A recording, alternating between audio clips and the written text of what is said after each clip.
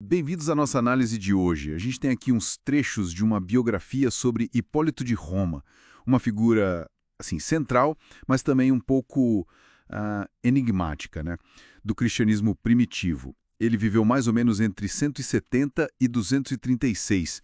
E a ideia aqui é tentar entender os pontos-chave, quem ele foi, o que ele escreveu e por que talvez ele ainda seja relevante hoje, olhando só para esse material que a gente separou. Certo, então vamos lá. A fonte aqui já começa dizendo que Hipólito é um dos primeiros grandes teólogos do Ocidente, mas ao mesmo tempo cheio de mistérios. É descrito como um presbítero, né, um líder, um sacerdote ali na igreja de Roma, e com uma formação interessante, tanto bíblica quanto na filosofia clássica grega. E essa combinação, pra mim, é o que salta aos olhos logo de cara. Ele não era, tipo assim, só um homem de fé isolado no mundinho dele, não. Ele estava dialogando, sabe, com o pensamento da época dele. E os escritos mostram isso.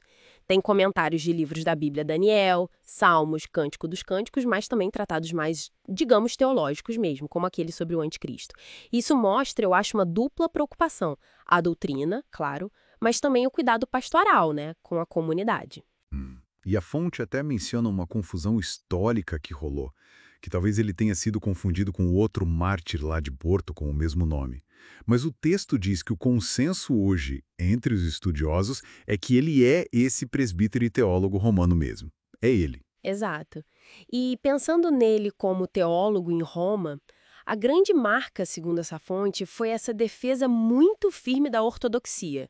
Ele combatia movimentos que ele considerava heréticos. O texto cita dois: o modalismo. Ah, o modalismo, aquela ideia de que Pai, Filho e Espírito Santo são só modos de Deus se manifestar, não pessoas distintas, né? Isso. E também o adocionismo, que dizia que Jesus nasceu só humano e depois foi adotado por Deus. E o tratado dele, o Contra Noeto, é citado como um exemplo-chave dessa defesa da Trindade. Ele tentando ali, sabe, harmonizar a linguagem da Bíblia com aqueles debates filosóficos, bem complexo. E essa abordagem acabou virando referência, né, especialmente lá no Oriente Cristão. Tá, e aqui a coisa fica bem interessante, quase um paradoxo. Porque essa mesma pessoa tão dedicada a defender a regra da fé, como ele via, ele acabou batendo de frente com as autoridades da igreja, inclusive com papas da época. Por quê? Por divergências de liturgia, de teologia. A fonte até diz que ele chegou a liderar uma comunidade separada por um tempo. Isso diz muito, né? Sobre os limites ali entre ortodoxia e autoridade naquela época. A força da convicção pessoal, doutrinária, e a necessidade de manter a unidade da instituição. É complicado. E mesmo nesse conflito todo, não dá para esquecer o lado pastoral dele. O tratado sobre o anticristo, por exemplo, que a gente mencionou, não era só tipo um exercício de teologia abstrata, no vácuo. Era, na essência, uma exortação, um chamado para os fiéis aguentarem firme, sabe? Diante da perseguição, dos desafios. Ele via a história da igreja um pouco como um campo de batalha espiritual mesmo. Mas essa separação que ele liderou, mesmo que por um tempo, como a fonte trata isso? Isso não acaba manchando a imagem dele de defensor da fé? É uma boa pergunta. A fonte sugere que, apesar desse cisma, a lealdade fundamental dele à tradição que vinha dos apóstolos e a própria integridade teológica dele não foram questionadas no longo prazo. Tanto que, no final das contas, ele se reconciliou com a igreja, morreu como mártir e depois foi venerado. A memória dele sobreviveu principalmente pelos escritos.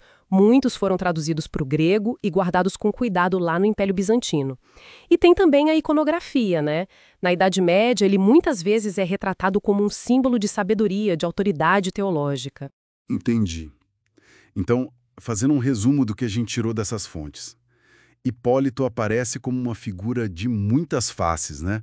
Um defensor apaixonado da ortodoxia, um pastor preocupado com o rebanho dele, um escritor bem influente, mas ao mesmo tempo alguém que teve uma relação assim tensa até de conflito com a hierarquia da igreja do tempo dele.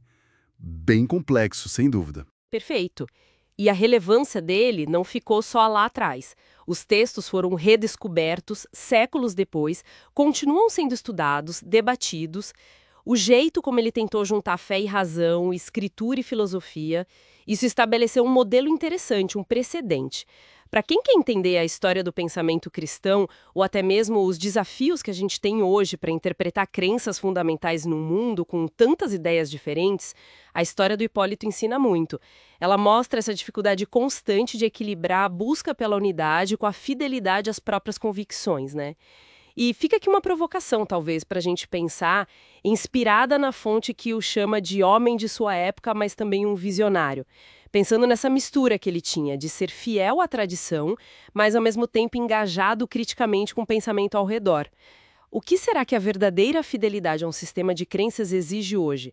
Será que é se isolar? Ou será que é um engajamento corajoso, crítico, mesmo que isso gere tensão com a cultura, com as ideias que estão aí? Fica a reflexão.